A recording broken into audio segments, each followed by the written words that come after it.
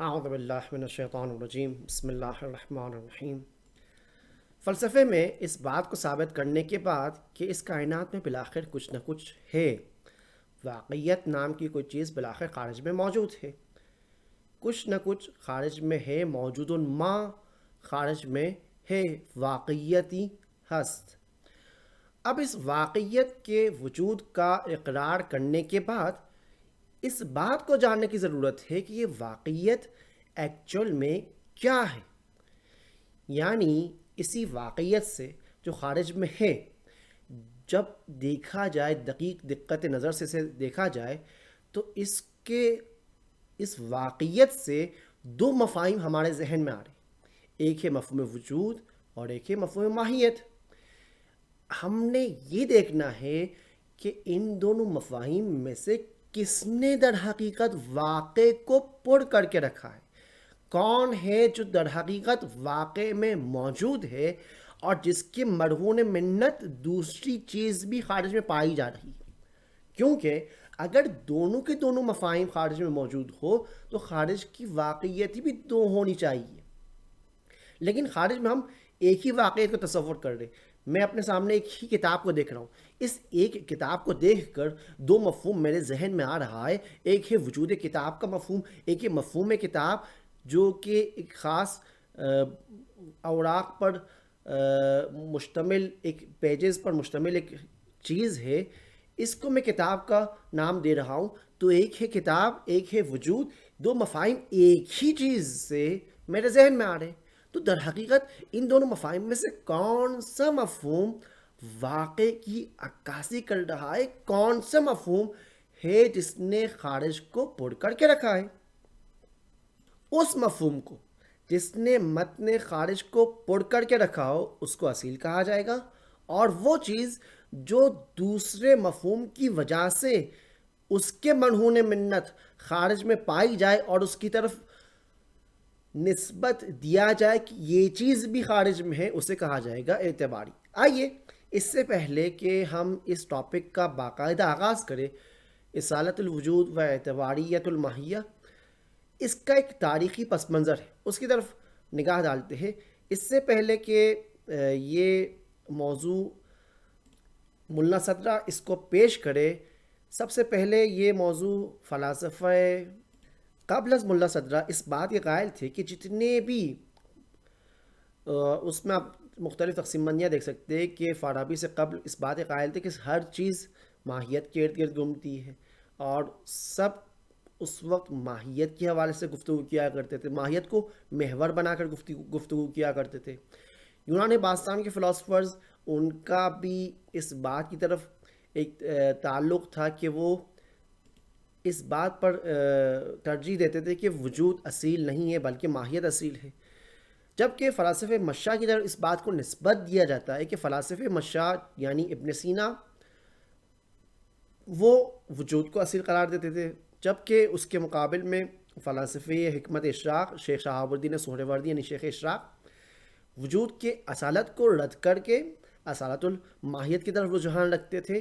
یہاں تک کہ ملا صدرہ نے آ کر باقاعدہ اس ٹاپک کو پیش کیا۔ اس سے پہلے یہ ٹاپک اصالت وجود اور اعتباریت ماہیت ایز اے فلسفی مسئلہ مطرح ہی نہیں تھا اور اس کو زیر بحث ہی نہیں لایا جاتا تھا۔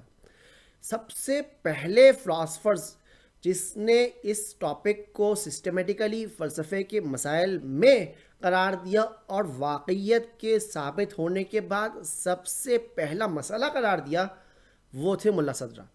ملا صدرہ نے باقاعدہ اس کو مسائل فلسفی میں شمار کیا اور اس حوالے سے انہوں نے اپنے مباحث کو پیش کیے اور وجود کے اصیل ہونے کو ثابت کیا، جو کہ اس سے قبل اکثر کا رجحان ماہیت کی طرف تھا۔ نہ ہی صرف ثابت کیا بلکہ اس حوالے سے اپنے دلائل کو بھی پیش کیا۔ آئیے سب سے پہلے ہم یہ جو چار اصطلاحات، چار الفاظ اس ٹاپک میں استعمال ہو رہے ہیں، وجود، ماہیت، اصالت اور اعتباریت، ان چار الفاظ کے میننگز کو ہم سمجھنے کی کوشش کرتے کہ وجود سے کیا مراد ہے، ماہیت سے کیا مراد ہے، اصالت سے کیا مراد ہے، اور پھر اعتباریت سے کیا مراد ہے۔ اگر یہ الفاظ ہمارے لیے واضح ہو جائے تو بقول علامہ طباطبائی کے آپ کو دلیل تک کی ضرورت نہ ہوگی، صرف موضوع اور محمول کے واضح ہونے سے ہی آپ اس کو تصدیق کر لیں گے، اور جو حقیقت ہے اس کی تصدیق کی طرف آپ راغب اور رجحان رکھیں گے۔ تو یہ اتنا ہی امپورٹنٹ ہے ان اصطلاحات کو واضح کرنا۔ سب سے پہلے اصطلاح وجود۔ وجود کا معنی ہم حرفی معنی نہیں لے رہے، ہم مصدری معنی نہیں لے رہے، جہاں پر حرفی معنی یہ ہے کہ وجود یعنی ہے، نہیں، وجود یعنی ہونا۔ وجود کی میننگز میں ہم ہے نہیں لے رہے، جو نسبت کے طور پر جملات کے اینڈ میں استعمال ہو رہا ہوتا ہے کہ زید انسان ہے۔ یہ ہے کو جو ہم استعمال کر رہے ہیں جس کی وجہ سے محمول کو موضوع سے جوڑ رہے ہوتے ہیں، یہ وہ معنی نہیں ہے جو ہم فلسفے میں وجود سے لے رہے ہیں، اور نہ ہی مصدری معنی مراد ہے، بلکہ ہماری مراد اس میں مصدری والا معنی ہے، یعنی ہستی، یعنی وجود، یعنی ہونا۔ یہ ہمارا مراد ہے اس ٹاپک میں اصالت الوجود اور اعتباریت ماہیت کے بحث میں۔ یہ ہو گئی سب سے پہلی اصطلاح۔ اگلی اصطلاح ہے ماہیت کی۔ ماہیت مصدر جعلی ہے ماہوا سے، اور ماہیت کا فلسفی اس کی جو تعریف بیان کی جاتی ہے، فلسفی تعریف یہ ہے کہ ما یقال فی جواب ما ہوا یا ماہیت۔ ماہیت وہ چیز ہے جو اس سوال کے جواب میں آتی ہے کہ جب پوچھا جاتا ہے کہ یہ کیا ہے، ما ہوا، یہ کیا ہے، ماہیہ۔ جو بھی چیز آپ اس سوال کے جواب کے طور پر پیش کریں گے اسے کہا جائے گا ماہیت۔ یعنی جب انسان کی طرف اشارہ کر کے یہ پوچھا جائے کہ یہ کیا ہے تو آپ جواب میں کہیں گے انسانن، انسان بن جائے گی ماہیت۔ جب کتاب کی طرف اشارہ کر کے پوچھا جائے کہ یہ کیا ہے، آپ جواب میں کہیں گے کتابن، کتاب ہو جائے گی اس کی ماہیت۔ جب قلم کی طرف اشارہ کر کے پوچھا جائے کہ یہ کیا ہے تو آپ جواب میں پلٹ کر کے کہیں گے قلمن، قلم ہو جائے گی اس کی ماہیت۔ ہر وہ چیز جو اس سوال کے جواب میں کہ یہ کیا ہے اور یہ کیا ہے، اس سوال کے جواب میں آئے اس کو کہا جائے گا ماہیت۔ اور اسی بنیاد پر مفہوم ماہوی وہ مفاہیم ہے کہ جو اپنے مصادیق کی ذات اور ذاتیات کی پہچان کرواتی ہے، جیسے کہ مفہوم حیوان اور ناطق یہ وہ جنس اور فصل ہے انسان کے لیے کہ جو انسان کی پہچان کروا رہی ہے۔ مفہوم انسان، اس کے ذات اور ذاتیات کیا ہے؟ حیوان اور ناطق ہونا۔ حیوان جنس ہے، ناطق ہونا فصل ہے۔ یہ حیوانیت اور ناطقیت یہ وہ مفاہیم ہے جو مفہوم انسان کی پہچان کروا رہی ہے۔ لہٰذا آپ مفہوم انسان کو اگر جاننا چاہیں تو دیگر مفاہیم جیسے مفہوم حیوان اور ناطق کے ذریعے سے اس کو پہچان سکتے ہیں۔ ان تمام تر مفاہیم کو مفاہیم ماہوی کہا جائے گا، یعنی حیوانیت بھی ماہوی ہے، ناطقیت بھی ماہوی ہے، اور انسان بھی مفہوم اولیہ ماہوی ہے۔ اب آئیے اگلی اصطلاح کا ملاحظہ کرتے ہیں کہ اگلی اصطلاح ہے اصالت اور اعتباریت۔ اصالت اور اعتباریت سے کیا مراد ہے؟ اصالت یعنی وہ چیز جس نے متن خارج کو پٹ کر کے رکھا ہو، اسے اصیل کہا جائے گا۔ اعتباریت یعنی وہ جو خود سے خارج میں نہیں ہے لیکن کسی اور کے مرہون منت خارج میں موجود ہے۔ آئیے اس کو مثال کے ذریعے سے ہم واضح کرتے ہیں۔ جیسے کہ ایک مشہور معروف مثال ہے، عربی میں بیان کی جاتی ہے، ادبیات میں جب اور منطق میں جب حقیقت اور مجاز کی بحث میں مثال دی جاتی ہے تو وہ بیان کیا جاتا ہے، مثال دی جاتی ہے جرل میزاب، یعنی پرنالہ جاری ہے۔ ایک دفعہ کہا جاتا ہے کہ پانی جاری ہے۔ جریان کو پانی کی طرف جو نسبت دیا جا رہا ہے یہ در حقیقت خود پانی کے جاری ہونے کی وجہ سے جریان کو پانی کی طرف نسبت دیا جا رہا ہے، اسے کہا جائے گا یہ نسبت حقیقی ہے۔ جبکہ جب کہا جاتا ہے کہ پرنالہ جاری ہے تو پرنالے کے جاری ہونے میں جب جریان کو پرنالے کی طرف نسبت دیا جا رہا ہوتا ہے تو پرنالے کا جاری ہونے کا یہ مطلب نہیں کہ در حقیقت خود پرنالہ جاری ہو، نہیں، بلکہ اس کے اندر موجودہ پانی جاری ہے۔ پانی کے جاری ہونے کی وجہ سے، پانی کے جاری ہونے کے واسطے سے ہم اس جریان کو پرنالے کی طرف بھی نسبت دے رہے ہیں۔ در حقیقت پرنالہ جاری نہیں ہے، در حقیقت پرنالے میں موجود پانی جاری ہے، اور اس پانی کے جاری ہونے کی وجہ سے میں کہہ رہا ہوں کہ پرنالہ بھی جاری ہے۔ تو یہ جو جملہ کہا جا رہا ہے کہ جرل میزاب پرنالہ جاری ہے، جریان کا پرنالے کی طرف نسبت پانا ایک واسطے کے ذریعے سے ہے، اور وہ واسطہ ہے پانی کا جاری ہونا۔ اس واسطے کی وجہ سے میں یہ نسبت دے سکتا ہوں پرنالے کی طرف بھی کہ پرنالہ بھی جاری ہے، لہٰذا یہ کہا جائے گا کہ پرنالہ بھی جاری ہے، پانی بھی جاری ہے۔ فرق بس اتنا سا ہے کہ پانی کا جاری ہونا بغیر کسی واسطے کے ہے، پانی کا جاری ہونا حقیقی جریان ہے، پرنالے کا جاری ہونا واسطے کے ساتھ ہے، پرنالے کا جاری ہونا اعتباری اور مجازی جریان ہے۔ لہٰذا یہ کہا جائے گا کہ پانی جاری ہے بالحقیقہ، پرنالہ جاری ہے بالاعتبار والمجاز، پرنالہ مجازن جاری ہے نہ حقیقتاً۔ جو چیز حقیقتاً جاری ہے وہ پانی ہے، چاہے پانی روئے زمین پر ہو، چاہے پانی پرنالے کے اندر ہو، حقیقتاً جو چیز جاری ہے وہ پانی ہے، اور اس جاری ہونے کو، پانی کے جاری ہونے کو میں نسبت دے رہا ہوں دوسری چیزوں کی طرف، پرنالے کی طرف، دوسری چیزوں کی طرف۔ ان کا جاری ہونا پانی کے جاری ہونے کے واسطے سے پانی ہے جو جاری ہے، اور اس جریان کو میں دوسری چیزوں کی طرف نسبت دے رہا ہوں۔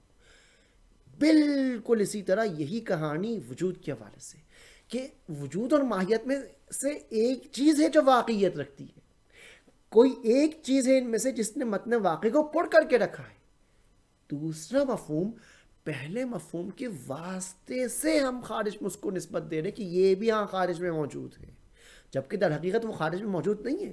دوسرے مفہوم کی واسطے کی وجہ سے خارج میں وہ پایا جا رہا ہے، جبکہ در حقیقت صرف اور صرف ایک ہی مصداق خارج میں ہے، اور اس ایک مصداق کی حقیقی عکاسی ایک ہی مفہوم کر رہا ہے، اور وہی ایک مفہوم ہے جس نے متن واقع کو پر کر کے رکھا ہے۔ وہی ایک مفہوم اصیل کہلائے گا، دوسرا مفہوم اعتباری کہلائے گا۔ اب آئیے ماہیت کی خاص کوالٹی کا ملاحظہ کیجیے کہ ماہیت میں خاص کوالٹی پائی جا رہی ہے، اور وہ خاص کوالٹی یہ ہے کہ الماہیت من حیث ہی لیست الا ہی لا موجودۃ ولا معدومہ۔ ماہیت جب خود محض ماہیت کو ہی ملاحظہ کیا جائے، صرف ماہیت کی طرف ہی نظر ڈالی جائے، تو ماہیت کے ذات اور ذاتیات میں، ماہیت کے جنس اور فصل میں کہیں پر بھی موجود ہونا اس کی ذات کا حصہ نہیں ہے، کہیں پر بھی معدوم ہونا اس کی ذات کا حصہ نہیں ہے، بلکہ اس کی ذات اور ذاتیات میں کہیں پر بھی وجود اور عدم نہیں پایا جا رہا۔ اگر کوئی چیز پائی جا رہی ہے تو وہ محض ماہیت ہی ماہیت ہے۔ یعنی کیا؟ ماہیت انسان کو ملاحظہ کیجیے، ماہیت انسان میں اگر انسان کی ماہیت کو ملاحظہ کیا جائے تو اس انسان کی ماہیت میں حیوانیت پایا جا رہا ہے، ناطقیت پایا جا رہا ہے، حیوان اس کی جنس ہے، ناطق اس کی فصل ہے۔ کہیں پر بھی انسان کے ذات و ذاتیات میں وجود رکھنا یا معدوم ہونا نہیں پایا جا رہا۔ انسان کا موجود ہونا اس کی ذات کا حصہ نہیں ہے۔ اس کا یہ مطلب ہے کہ انسان کے لیے ہمیشہ موجود رکھنا ضروری نہیں ہے، انسان کے لیے ہمیشہ عدم ہونا ضروری نہیں ہے۔ تبھی تو انسان کی ذات اور ذاتیات میں وجود اور عدم نہیں پایا جا رہا، جبکہ انسان کے لیے ہمیشہ حیوان ہونا، ہمیشہ ناطق ہونا ضروری ہے، کیونکہ انسان کی تعریف میں، انسان کی ذات و ذاتیات میں حیوانیت اور ناطقیت کو قرار دیا گیا بطور جنس اور فصل کے۔ جنس یعنی وہ چیز جو ذاتی ہے انسان کے لیے، البتہ ایسی ذاتی ہے جو دوسرے انواع کے ساتھ مشترک ہے۔ یہی حیوان ہونا فرس پہ بھی پایا جا رہا ہے، غنم میں بھی پایا جا رہا ہے، بقر میں بھی پایا جا رہا ہے، اسد میں بھی پایا جا رہا ہے۔ یہ ذاتی مشترک ہے، جبکہ ناطق ہونا ذاتی مختص ہے۔ یہ ایسی ذاتی خصوصیت ہے انسان کے لیے کہ جو نہ غنم میں پائی جا رہی ہے، نہ بقر میں پائی جا رہی ہے، نہ فرس میں پائی جا رہی ہے، نہ اسد میں پائی جا رہی ہے۔ فرس کے لیے فصل ساحل ہے، اسد کے لیے فصل مفترس ہے۔ یہ محض انسان ہے جس کے لیے ہم فصل ہے انسان کے لیے استعمال کر رہے ہیں، ناطق ہونا۔ لہٰذا جہاں کہیں بھی کوئی بھی چیز انسان ہو، انسان کے انسان ہونے کا تقاضا ہے کہ وہ حیوانیت بھی اس پہ پائی جائے، وہ ناطقیت بھی اس پہ پائی جائے، کیونکہ حیوانیت اور ناطقیت اس کی ذات کا حصہ ہے، لیکن کہیں پر بھی وجود رکھنا یا عدم ہونا اس کی ذات اور ذاتیات کا حصہ نہیں ہے۔ اسی بنیاد پر انسان کا خارج میں موجود ہونا ضروری نہیں ہے، انسان کا خارج سے معدوم ہونا ضروری نہیں ہے۔ انسان کی انسانیت کا اگر ملاحظہ کیا جائے تو اس میں وجود اور عدم نہیں ہے بطور خصوصیت کے۔ اگر کوئی خصوصیت انسان کی ہے، انسان بما ہوا انسان حیوان اور ناطق اس کی خصوصیات اور ذاتیات میں سے ہے، نہ کہ موجود یا معدوم۔ یہ صورتحال ہر ماہیت کی ہے۔ الماہیہ من حیث ہی لیست اللاہیہ، ماہیت کو اگر محض اسی ماہیت کی طرف نظر ڈالی جائے تو نہ موجود ہے، نہ معدوم ہے، نہ اس کے اندر وجود پایا جا رہا ہے، نہ اس کی ذات و ذاتیات میں عدم ہونا پایا جا رہا ہے۔ وہ چیز خود وہی ہے جو اس کی ذات اور ذاتیات کی پہچان ہے، اس سے ہٹ کر اور کوئی بھی چیز نہیں ہے۔ یہ ماہیت کی خصوصیت کو اگر مد نظر رکھا جائے تو بات آپ کے لیے واضح ہو جائے گی کہ جب ماہیت کی خصوصیت کے اندر موجود ہونا اور معدوم ہونا نہیں پایا جا رہا تو اس ماہیت کا خارج میں موجود ہونا ممکن نہیں ہے مگر کسی واسطے کے ذریعے سے۔ اس ماہیت کا خارج سے معدوم ہونا ممکن نہیں ہے مگر کسی ذریعے سے۔ ماہیت اگر ماہیت موجودہ ہے فی الخارج، اگر ماہیت موجودہ ہے فی الذہن، تو دونوں صورتوں میں وجود خارجی یا تو واسطہ قرار پا رہا ہے یا تو وجود ذہنی واسطہ قرار پا رہا ہے۔ وجود ہے جو ماہیت کا خارج میں موجود ہونے کے لیے واسطہ قرار پا رہا ہے۔ وجود ماہیت کو موجود کر رہا ہے، وجود ماہیت کو معدوم کر رہا ہے، وجود ہے واسطہ ماہیت کے موجود ہونے کے لیے۔ پس ماہیت خود سے خارج میں موجود نہیں ہو سکتا جب تک کہ وجود اسے اذن موجود ہونا نہ دے، جب تک کہ وجود اس کو خارج میں موجود نہ کرے، ماہیت خود سے خارج میں موجود نہیں ہے۔ اور یہی ہے ہماری دلیل وجود کے اصیل ہونے پر، جس نے متن خارج کو پڑھ کر کے رکھا ہے۔ اگر آپ ان اصطلاحات کو واضح طور پر سمجھ لے، جان لے، وجود یعنی کیا، ماہیت یعنی کیا، اصالت یعنی کیا، اعتباریت یعنی کیا، تو اس صورت میں دلیل الگ سے دلیل لانے کی ضرورت بھی نہ پڑے گی۔ محض تصور سے ہی آپ اس بات کی تصدیق کر لیں گے کہ وجود اصیل ہے اور ماہیت اعتباری ہے۔ لہذا اس مسئلے میں یعنی وجود اور ماہیت کے اصیل اور اعتباری ہونے کے حوالے سے 4 مفروضے پیش کیے جا سکتے ہیں۔ یا دونوں اصیل ہے یا دونوں اعتباری ہے، یا وجود اصیل ہے اور ماہیت اعتباری، یا ماہیت اصیل ہے اور وجود اعتباری۔ آئیے ہم ان 4 نظریات کا ملاحظہ کرتے ہیں کہ ان میں سے کون سا نظریہ درست ہے اور کون سا نظریہ غلط ہے۔ اگر ہم دونوں کو ہی اعتباری تصور کر لیں تو اس صورت میں کیا ہوگا؟ اس صورت میں یہ ہوگا کہ آپ نے گویا اعتباری ہونے کا مطلب یہ ہے کہ ان میں سے کسی نے بھی متن خارج کو پڑھ کر کے نہیں رکھا ہے، گویا کہ ان میں سے کوئی بھی خارجی اور واقعی نہیں ہے، گویا کہ آپ نے ان دونوں مفاہیم کے انکار کرنے سے واقعیت کا انکار کر دیا ہے کہ واقعیت نامی کوئی چیز نہیں ہے خارج میں۔ دونوں کو اعتباری ماننے سے آپ نے واقعیت خارجی کا انکار کر دیا اور سوفسطائی بن چکے ہیں، جبکہ ہم سب سے پہلا مسئلہ، سب سے پہلی بات جو فلسفے ثابت کرتے ہیں اور اس کی طرف متنبہ کرتے ہیں وہ یہ ہے کہ واقعیت نام کی کوئی چیز بالآخر خارج میں موجود ہے۔ متن خارج واقعیت سے پر ہو چکا ہے، یہ پہلا احتمال جس کو رد کر دیا۔ دوسرا احتمال یہ کہ دونوں ہی اصیل ہو، اور اگر دونوں اصیل ہو تو اس کا یہ مطلب ہے کہ متن خارج میں دونوں چیزیں موجود ہونی چاہیے۔ یعنی ایک واقعیت جو آپ نے اس ایک واقعیت سے 2 مفہوم ذہن میں لے کر آئے ہیں، اب اگر دونوں ہی اصیل ہے تو ان دونوں مفہوم کے اصیل ہونے کا یہ مطلب ہے کہ دونوں کے لیے ایک الگ الگ خارج میں واقعیت پائی جانی چاہیے، تو خارج میں پھر 2 واقعیتیں پائی جائیں گی، اور ان دونوں واقعیتوں سے پھر سے 2 مفاہیم ذہن میں آئیں گے، تو اس صورت میں 4 مفہوم ذہن میں ہو جائیں گے، اور پھر ان 4 مفاہیم کے اصیل ہونے کا بھی یہ مطلب ہے کہ چاروں واقعیت میں پائے جا رہے، تو خارج میں 4 واقعیتیں پائی جانی چاہیے۔ اگر اس سلسلے کو ہم اسی طرح ادامہ دیں، کنٹینیو رکھیں، تو اس سے تسلسل تک تو پہنچیں گے، لیکن تسلسل یہ والا تسلسل محال نہیں ہے۔ اس میں بلکہ یہ ہوگا کہ اس صورت میں آپ کبھی بھی واقعیت واحد کو نہیں پا سکیں گے۔ یعنی کیا؟ موجود کی تقسیم بندی میں ہم تقسیم کرتے ہیں موجود کو یا واحد ہے یا کثیر ہے، یہاں پر آپ واقعیت کو 2 اور 4 اور 6 اور 8 اور 16 اور 32 تو پا رہے ہیں، لیکن واقعیت واحد کو نہیں پا رہے. جبکہ فلسفے میں، جبکہ واقع میں واحد ہے جو کثرت ساز ہے. یعنی کیا؟ فلسفے میں نمبرنگ کا اسٹارٹ 2 سے ہوتا ہے، 1 سے نہیں ہوتا. 1 کو عدد شمار نہیں کر رہے، بلکہ فلسفے میں 1 کو عدد نہیں، عدد ساز شمار کرتے. یعنی 1 کے تکرار سے، واحد کے تکرار سے دوسرے اعداد بنتے ہیں. گویا کہ آپ نے کثرت کو مان کر 2 اور 4 اور 8 اور 16 اور 32 کو مان کر کثرت کو تو اقرار کر لیا، لیکن ایسی کثرت جس کے پشتوانے میں، جس کے بیک پر کوئی بھی وحدت نہیں ہے. جہاں پر واحد بطور بیک اپ موجود نہ ہو تو وہاں پر کثرات خود سے موجود نہیں ہو پائیں گی، کیونکہ کثرات یعنی وحدت کا تکرار، اور جہاں پر واحد ہی نہ ہو تو کثرت کیسے خارج میں وجود پا سکیں گی. لہٰذا جہاں پر آپ نے واحد کا انکار کر دیا، وہاں پر صرف آپ نے واحد کا انکار نہیں کیے، وہاں پر آپ نے کثرت اور وحدت دونوں کا انکار کر کے گویا کہ واقعیت کا انکار کر دیا.